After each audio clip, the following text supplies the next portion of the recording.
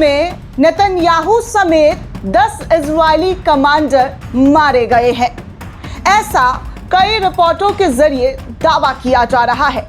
कहा जा रहा है कि इजराइल में ईरान के मिसाइलों ने जो तबाही लाई है, उस तबाही के जद में बड़े बड़े कमांडर्स आए हैं।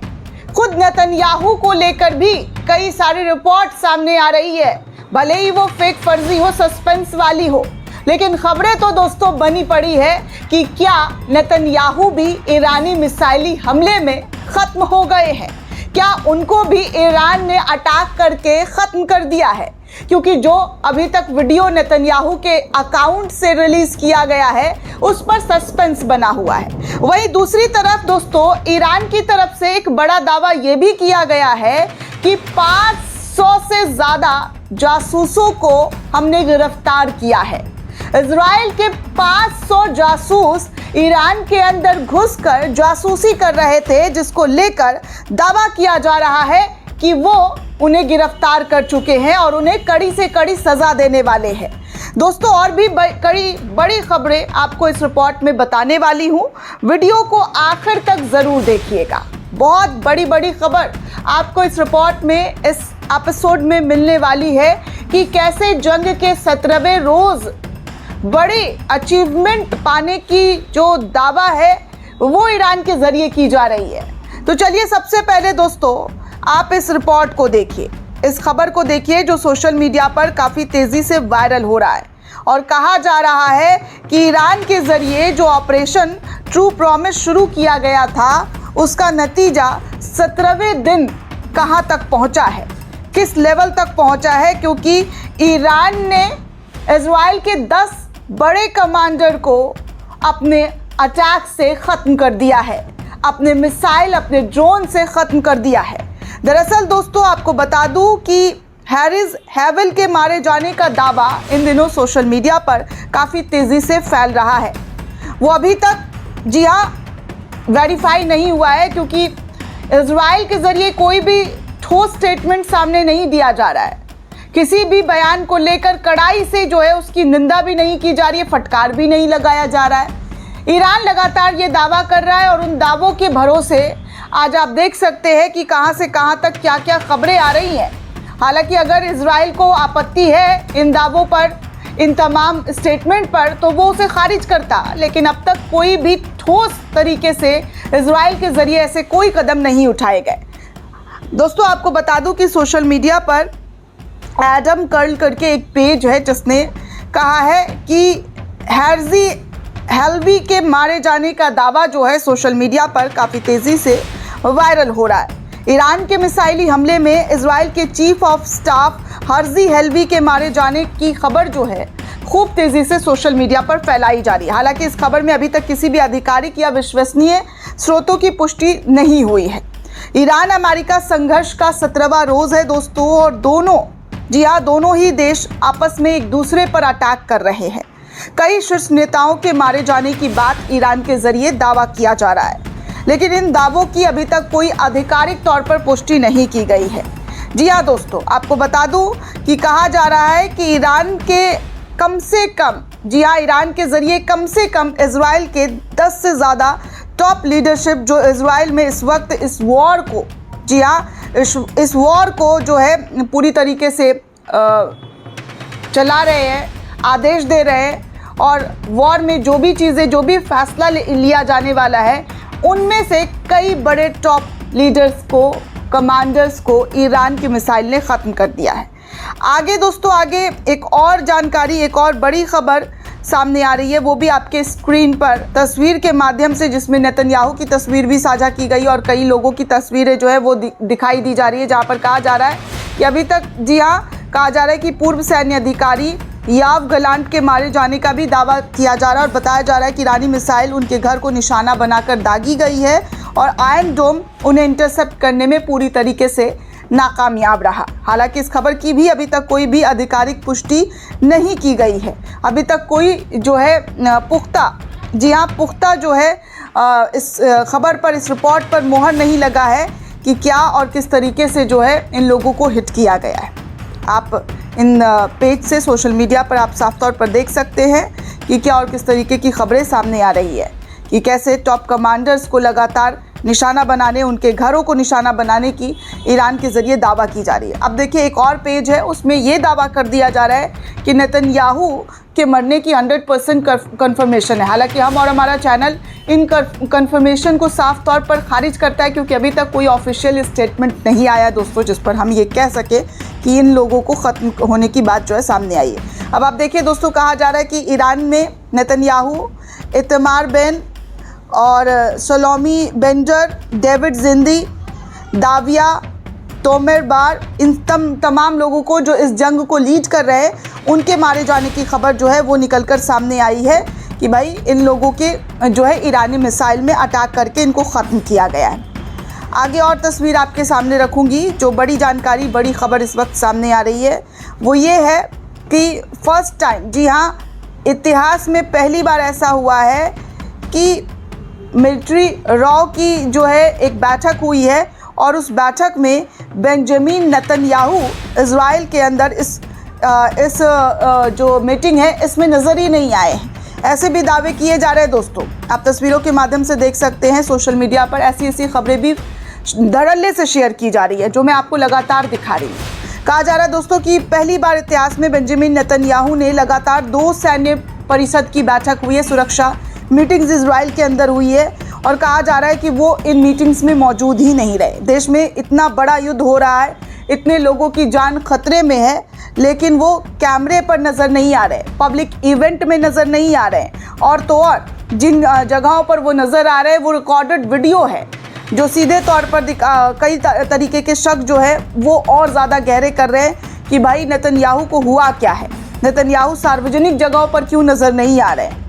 अब आप सोच सकते हैं दोस्तों कि ऐसे सवाल उठाने तो जायज़ है, लाजिम है कि भाई आपके देश में जंग हो रहा है और वो भी छोटा मोटा नहीं बल्कि बड़े लेवल पर जंग हो रहा है और हर दिन तबाही का वो मंजर ईरान के ज़रिए इजराइल के अंदर दिखाने की कोशिश की जा रही है। इसके बावजूद भी नेतन्याहू सार्वजनिक जगहों पर दिखाई नहीं दे रहे हैं। अब देखिए ईरान के अंदर दोस्तों जंग हो रहा है, हम देख रहे हैं लगातार ईरान के विदेश मंत्री हों या ईरान के प्रवक्ता हों या ईरान के IRGC के टॉप जो सैन्य कमांडर हों, वो लगातार अपने अटैक को लेकर जो है स्टेटमेंट दे रहे हैं।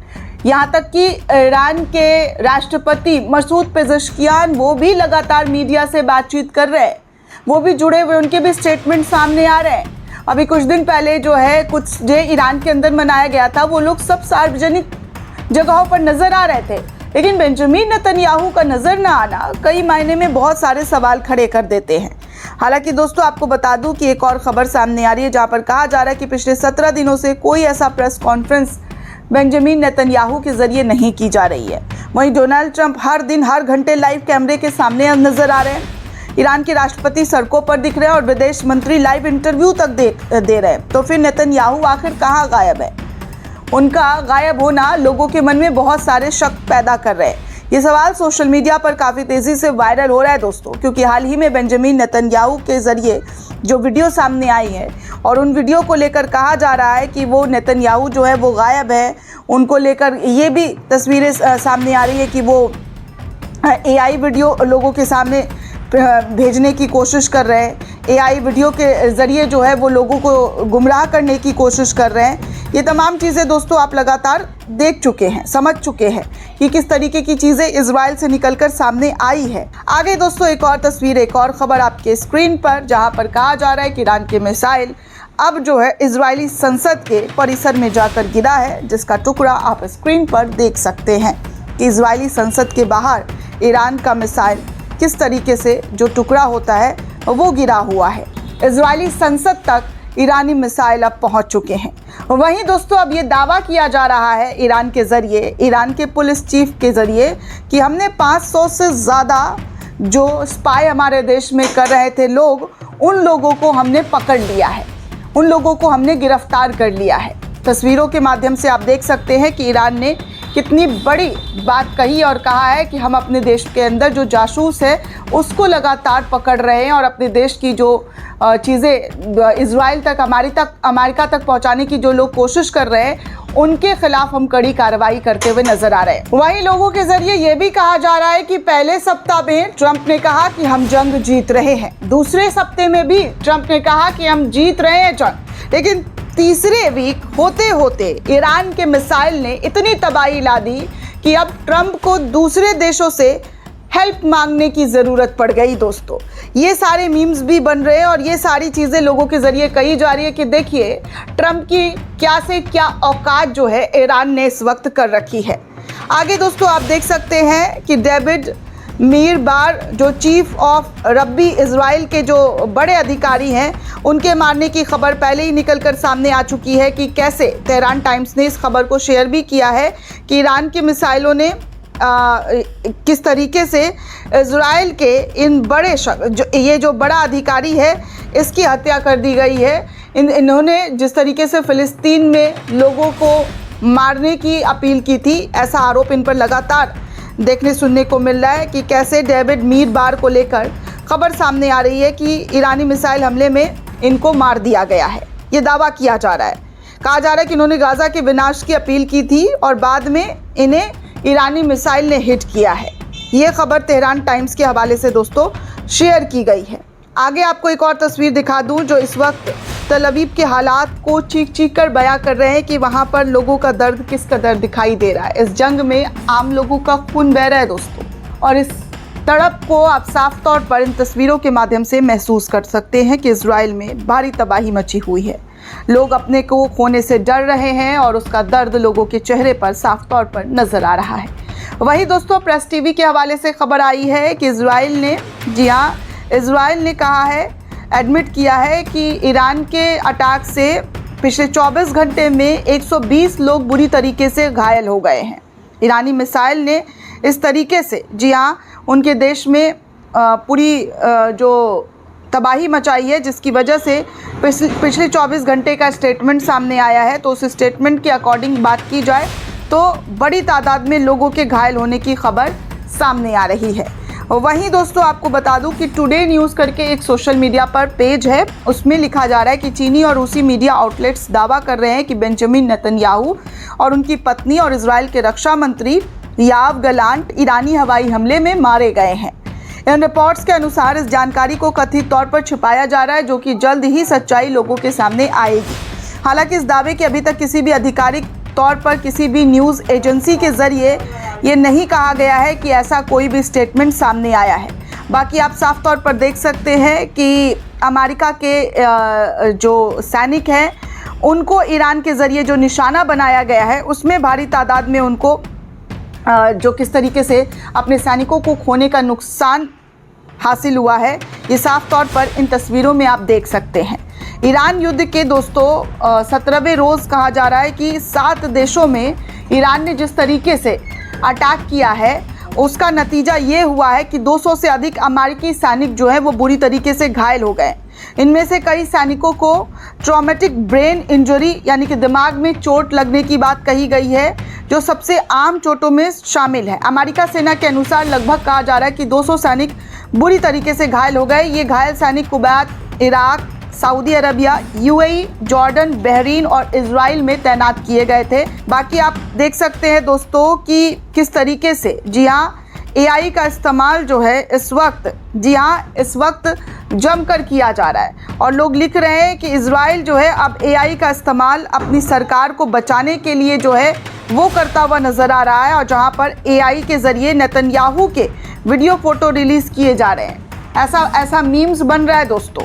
ऐसे बातें जो है लोगों के मार्केट में सामने आने लगी कि देखिए ईरान का थैंक क्यों करना चाहिए कि ईरान की वजह से अब इजराइल के पास दुनिया का पहला एआई प्रधानमंत्री बन चुका है, जो कि वहाँ की जनता के बीच नहीं बल्कि एआई के ज़रिए जनरेट करते हुए सार्वजनिक तो नहीं कहा जा सकता, किसी कैफ़े किसी जगह पर नज़र आते हैं। बाकी दोस्तों कहा जा रहा है कि अरब लीडर के ज़रिए, जी हाँ, अरब लीडर जो हैं इस वक्त एक इकट्ठा होते हुए नज़र आ रहे हैं, और जिस तरीके से ट्रंप, जी हाँ, ट्रंप ने जो जंग छेड़ा है और मिडिल ईस्ट को इस जंग में घसीट लिया है, तो कई अरब के नेता, जी हाँ, कह रहे हैं कि अब वो इस जंग में उनके साथ नहीं है। लेकिन फिर भी दोस्तों इनके बावजूद भी कई लोग अब इस बात पर भी तंज कस रहे हैं कि कई अरब के जो लोग हैं, जो शेख हैं, उनको लेकर कहा जा रहा है कि वो ट्रंप से डरते हुए दिखाई दे रहे हैं, ट्रंप के जो है मनमानी में उनका साथ देते हुए नज़र आ रहे हैं। वहीं जाते जाते दोस्तों ये भी तस्वीर आपको दिखा दूं कि ईरान के ज़रिए एक स्टेटमेंट रिलीज़ की गई है, एक पिक्चर रिलीज़ की गई है जहां पर उन्होंने अपने कई लोगों को इस जंग में खोया है। तबाही बर्बादी दोनों ही मुल्क में आई है। ऐसा नहीं है कि ईरान के अंदर कुछ नहीं हो रहा है, ईरान के लोग एकदम सुरक्षित है, वहाँ में एकदम खुशहाली है, वहाँ कोई डर कोई खौफ नहीं है। ईरान में भी बड़ी तादाद में लोगों की ज़िंदगियां गई है, बड़ी तबाही मची है दोस्तों। आप इन तस्वीरों को देखकर अंदाज़ा लगा सकते हैं कि ईरान सरकार ने उन नाविकों की तस्वीर जारी की है जो हिंद महासागर में ईरानी युद्धपोत डेना पर अमेरिकी हमले में मारे गए, जिनका इन तमाम जंग से कोई लेना देना नहीं था। वो भारत आए थे अभ्यास करने के लिए, लेकिन जब वापस आ रहे थे तो श्रीलंका के पास उनको टारगेट करके अमेरिका के ज़रिए उस जहाज़ को डुबो दिया गया और बड़ी तादाद में यहाँ पर लोगों की जान चली गई। आप सोच सकते हैं कि जंग में बर्बादी कितनी ज़्यादा देखने सुनने को मिल रही है। खून लगातार बह रहे हैं और उन खून का हिसाब क्या ट्रंप नेतन्याहू के ज़रिए या उन तमाम लोगों के ज़रिए दिया जाएगा जिसे जंग में ज़बरदस्ती उतार दिया गया है। किसी को आप ज़बरदस्ती जंग में घसीटेंगे तो जाहिर सी बात है वो चुप थोड़े ना बैठेंगे। अपनी संप्रभुता, अपने देश की सुरक्षा के लिए वो लड़ाई तो लड़ेंगे ही, और इस वक्त वो लड़ाई लड़ी जा रही है। दोस्तों ये पूरी रिपोर्ट आपको कैसी लगी हमें कमेंट करके ज़रूर बताइएगा। साथ ही साथ चैनल को ज़्यादा से ज़्यादा लाइक, शेयर और सब्सक्राइब करना बिल्कुल भी ना भूलें। शुक्रिया दोस्तों।